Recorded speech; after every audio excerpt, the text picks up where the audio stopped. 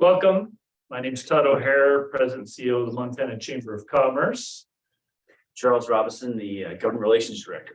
So after a little respite, if you will, from the legislature last week, we're up and going. The flywheel started to roll on Friday and seems to be rolling at a pretty fast clip here this week as we sprint towards the second half of this legislative session. I'm happy to say that the Montana Chamber bills that were our priority bills, we introduced 9 bills beginning the session, and by the break that we had last week, all 9 bills had crossed from one chamber over to the other chamber, which was a significant hurdle that we had to overcome. And so now we've just got to pull them across the finish line of the second half. And again, those bills were largely related to tort reform. A lot of them had to do with litigation and insurance and those sort of Exciting. That's the word you're picturing? I'm looking for an exciting word, right? Those exciting issues that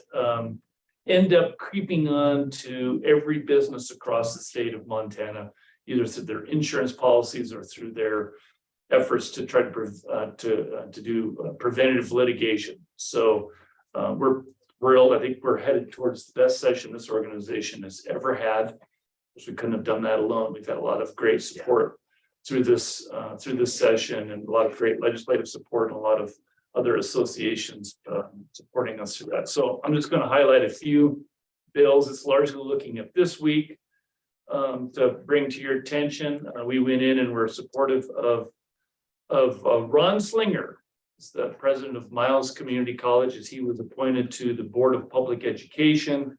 That's a really important position. I was thrilled to go in and support Ron Slinger for that confirmation. That was up last Friday, I believe it was.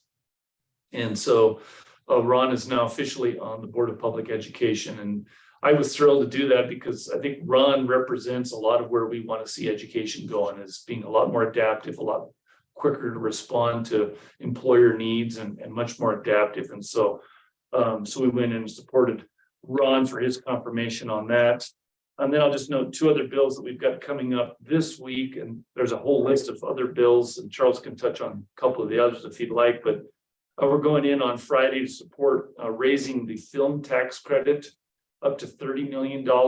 There's a healthy and growing sort of film presence in Montana that we're seeing all sorts of spillover effects throughout the entire rest of the economy, and employing a lot of local individuals, and it's helping diversify our economy. And so we're going in support of a bill that would raise the cap from, I think it's current $12 million up to $30 million.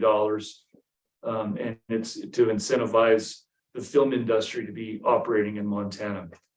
The other one that we're going in later this week is related to education, and it supports giving dollars to student career and technical student organizations. So it's like FFA, BPA, DEC, all those sort of student organizations that are providing some of the soft skills and some of the financial literacy that we hear from employers all the time that are so needed in the workplace, whether they're hiring someone right out of a 4-year university or out of a 2-year college, or whether they're hiring kids right straight out of high school. And so we're looking for those sort of opportunities that we can go in and we can be supportive of providing different sorts of education to students that make them better prepared for life after they graduate high school.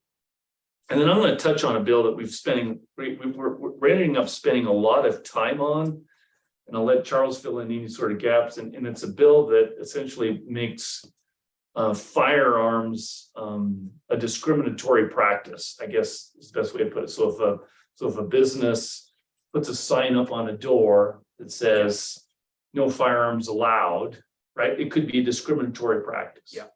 We're hearing a lot of concern from financial institutions for some of the provisions in the bill, that if they deny credit for a business that, even for some part of their business, they may be related to firearms or ammunition, that they could be held liable for discrimination, or at least the threat of that sort of litigation. And so we're spending a lot of time on that sort of bill, trying to see if we can figure out a way to fix it, if you will. The firearm issue is a big issue in Montana with all Montanans, and so we're trying to tread around that in a way to try to fix it, but take the burden off of businesses, which there's a tremendous burden on business right now, according to this bill. Yeah.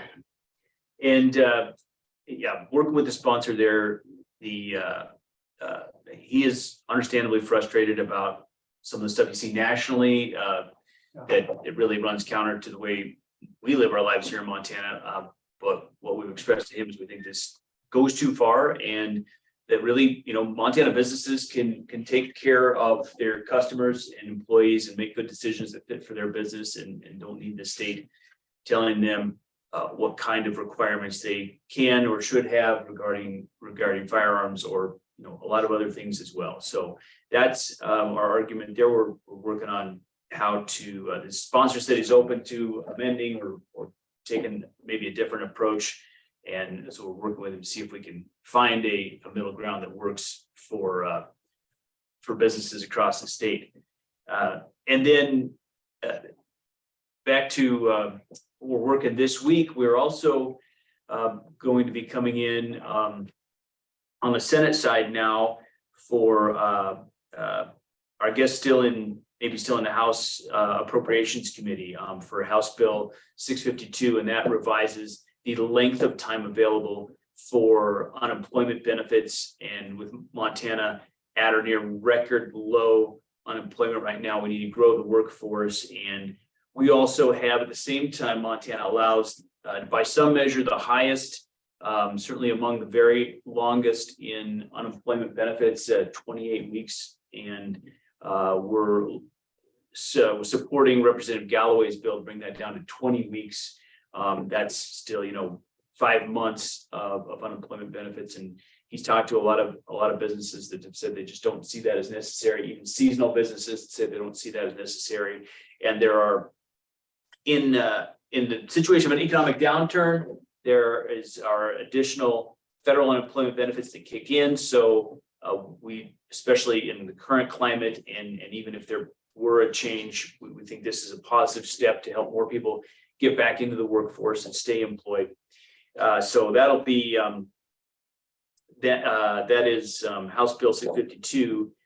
And then next week we're looking at one of our bills, one of our first bills coming over from the Senate into the House. That's Senate Bill 260 to revise the rules around captive insurance companies and self-insured companies. And those are captive insurance is where the insurance company is wholly owned by the business that it insures.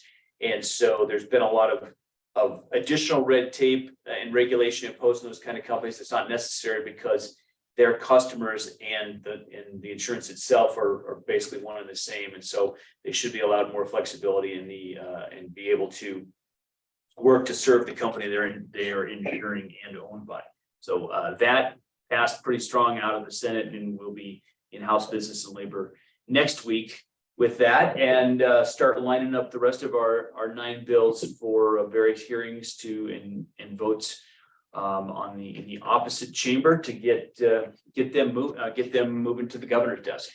I think we'd be remiss if we didn't notice or note that yesterday we took part in the governor's signing of a real historic sort of tax package bill. We were largely supportive of everything that the governor had proposed there. And while it wasn't our bill, with the House Bill 212, the business equipment tax bill, which raises the threshold up to $1 million, we like to claim it as ours because we've been pushing on that issue for probably 10 years or longer, right? It's been a big priority of the Montana Chamber of Commerce. It's like we just got this kind of problem with the fact that a business that requires equipment to produce a product, they have to pay a tax on that. And so moving that threshold up to $1 million is going to be particularly good for small business, from coffee shops to print shops to restaurants, all the way up into the manufacturing and the high tech sort of space. And Farms and ranches.